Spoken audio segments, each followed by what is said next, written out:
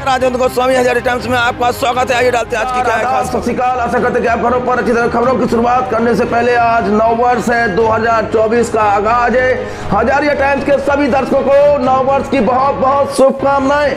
आप स्वस्थ रहें, बेहतर रहें, तरक्की करते रहें, अपना बहुत बेहतरीन से ख्याल रखिएगा। आइए डालते हैं पूरी खबरों पर एक नजर। एक ऐसी खबर से करते हैं जो आपको झंझोर कर रख देगी। उन लोगों को देखने की जरूरत है जो कहीं ना कहीं अपनी मांगों को मनवाने के लिए हड़ताल कर देते हैं, चक्का जाम कर देते हैं, बसों के पहिए रोक देते हैं, और इसके परिणामों को शायद वही नहीं सोचते कि इससे देश को कितना नुकसान होगा और देश के साथ ही यहाँ मौजूद लोगों को कितनी असुविधा का सामना करना पड़ेगा। अपनी मांग मंगवाने का क्या ये सही तरीका है? इस खबर का हम एनालिसिस करेंगे। आप खुद देखकर खबर को बताइएगा कि बसों का अपनी मांग को मनवाने का, बसों का पहिया जाम करना क्या जायज है? इसका कोई दूसरा तरीका नहीं है क्या? अपनी बात रखने का कोई दूसरा तरीका नहीं है? अगर ऐसा नहीं होता तो गांधी जी क्या अहिंसा से देश को आजाद करा पाते? अहिंसा का भी तरीका है, अपनी बात रखने का तरीका है। ये कोई तरीका नहीं अपनी मांग को मंगवाने का।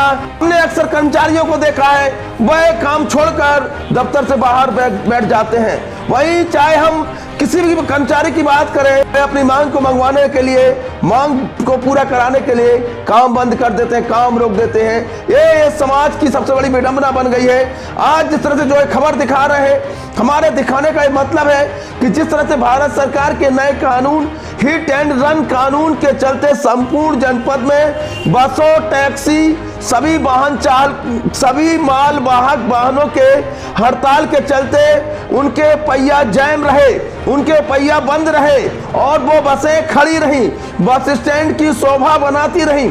पर इससे लोगों को कितनी असुविधा का सामना करना पड़ा, शायद उनको इस बात का एहसास नहीं है। इस खबर को देखकर आप खुद समझ जाएंगे, अगर वो भी देखेंगे कि उनकी वजह से आज लोगों को परेशानी का सामना करना पड़ा। और एक महिला के आज एक गर्भवती महिला ने सड़क किनारे बच्चे को जन्म दिया।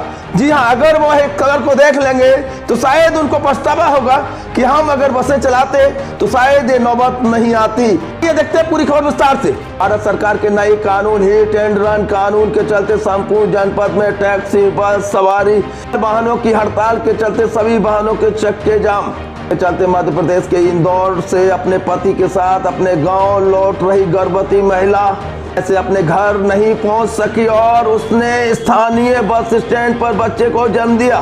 डॉक्टरों की मौजूदगी में 108 की मदद से महिला चिकित्सालय भिजवाया गया। डॉक्टरों के मुताबिक बच्चा व मां दोनों स्वस्थ बताए जा रहे हैं। यदि बस की हड़ताल नहीं होती तो शायद एक गर्भवती महिला समय से घर पहुंच गई होती। जब ये महिला बस स्टैंड पर एक किनारे बच्चे को जन्म दे रही होगी, शायद इसने नहीं सोचा होगा कि हमारे जो नौनिहाल बच्चा होगा वह इस हालत में होगा। इस तरह हमें बस की हड़ताल की वजह से हमें बच्चे को रास्ते में हमें बस स्टैंड पर जन्म देना होगा। आज इस खबर को दिखाने का हमारा एक ही मकसद है, अगर कोई हड़ताल होती, मांग मनवाने का क्या कोई दूसरा तरीका नहीं है? इसको पूरा करते हुए भी आप अपनी मांग को रख सकते हैं। ऐसे भी तरीकों को खोजना होगा। शासन प्रशासन को आपकी बात सुननी होगी। आपकी जो बातें हैं वह काम करते हुए भी शासन तक पहुंचे, ऐसे तरीके निकालने होंगे जिससे कि इस तरह से गर्भवती महिलाओं को सड़क किनारे बच्चों को जन्म न देना पड़े। ललितपुर से विनोद मिश्रा की यह रिपोर्ट पर नवजात शिशु के पिता का क्या कहना है, उनके दर्द का क्या कहना है, ये भी आप सुनिएगा। कहाँ से लौट के आए हैं? इंदौर से। तो आप यहाँ कहाँ खड़े हैं समय? स्टैंड पे। क्या समस्या हुई है पत्नी के साथ में? ये बच्चा निकल हो गया होगा, डिलीवरी हो गई और गाड़ी बस वगैरह कोई साधन मिला आपको घर जाने के लिए? नहीं मिला। कब से इंतजार कर रहे हैं बस का?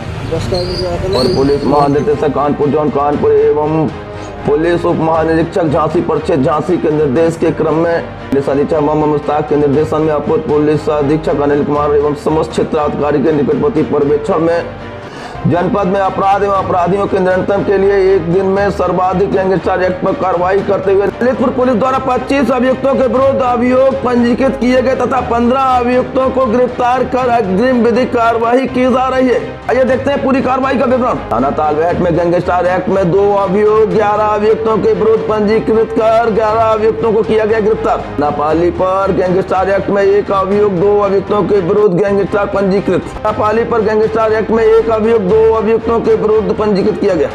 थाना कोतवाली पर गैंगस्टर एक्ट में 1 अभियोग 3 अभियुक्तों के विरुद्ध पंजीकृत किया गया। बानपुर पर गैंगस्टर एक्ट में 1 अभियोग 6 अभियुक्तों के विरुद्ध पंजीकृत कर 4 अभियुक्तों को गिरफ्तार किया गया। जखौरा पर गैंगस्टर एक्ट में 1 अभियोग 3 अभियुक्तों के विरुद्ध पंजीकृत किया गया। आप शराब पीकर वाहन चला रहे हैं तो आप इस खबर को जरूर देख लीजिए कि आप कभी भी पुलिस की जद में आ सकते हैं। ये जो देख रहे हैं उपकरण, ये शराब की आपकी मौजूदगी बता देगा कि आप कितने प्रतिशत अल्कोहल लिए हुए हैं। तो इस खबर को जरूर देख लीजिए। शराब के शौकीन, आप पीकर वाहन कतई मत चलाइए, यातायात के नियमों का पालन करिएगा। चालकों के विरुद्ध अभियान चलाकर जागरूक किया गया। उपरोक्त नियमों का उल्लंघन करने वाले वाहन चालकों के विरुद्ध आवश्यक वैधानिक कार्रवाई की गई, जिससे नए वर्ष में यातायात व्यवस्था सुदृढ़ बनाया जा सके और राज्य द्वारा किसी प्रकार की अप्रिय घटना घटित न होने पाए। इस दौरान शराब पीकर वाहन चलाने वालों के विरुद्ध 11 चालान, स्टंटिंग करने वाले वाहन चालकों के विरुद्ध 5 और दोपहिया वाहन चलाते समय हेलमेट का उपयोग न करने पर 14 और दोपहिया वाहन पर 3 सवारी बैठाकर चलने पर 24 और 207 MV के तहत 5। ललितपुर में 4 सूत्रीय समस्याओं को लेकर डीएम को सौंपा गया ज्ञापन। हरि बाबू शर्मा ने ज्ञापन जिला अधिकारी को सौंपा है।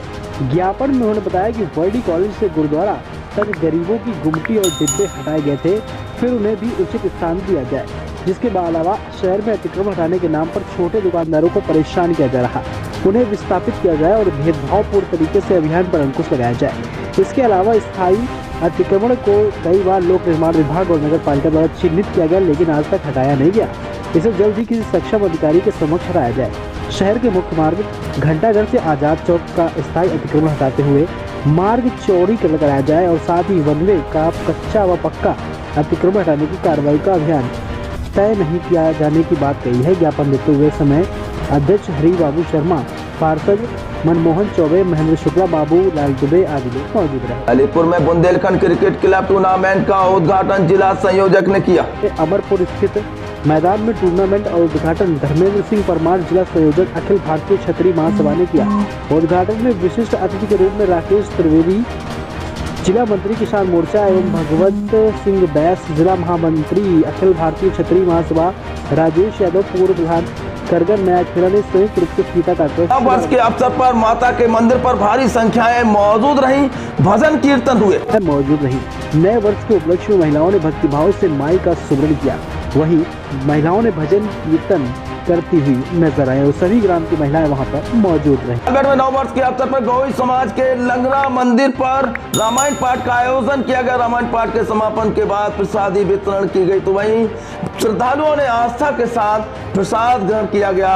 वहीं गौई समाज के सदस्यों के द्वारा खुद राहगीरों को प्रसाद दिया गया और भारी संख्या में श्रद्धालुओं ने आस्था के साथ प्रसाद ग्रहण किया।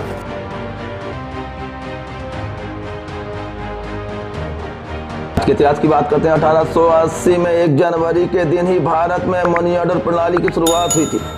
1862 में आज ही के दिन भारतीय दंड संहिता लागू किया गया था। 1833 में 1 जनवरी के दिन ही बेल्जियम और हॉलैंड के बीच जॉन हॉवेन संधि पर साइन किए गए थे। 1738 में आज ही के दिन ऑस्ट्रेलिया और फ्रांस के बीच शांति समझौते पर साइन किए गए थे। आज का विचार केवल डरपोक और कमजोर ही चीजों को भाग्य पर छोड़ते हैं, लेकिन मजबूत और खुद पर भरोसा करने वाले होते हैं। वे कभी भी नियत और भाग्य पर निर्भर नहीं रहते। अहंकार में 3 हो गए, धन, वैभव और वंश। यकीन न आए तो देख लो रावण, कौरव और कंस। फिलहाल यूट्यूब पर हमारे चैनल को सब्सक्राइब करिएगा, बेल आइकन को हिट करिएगा।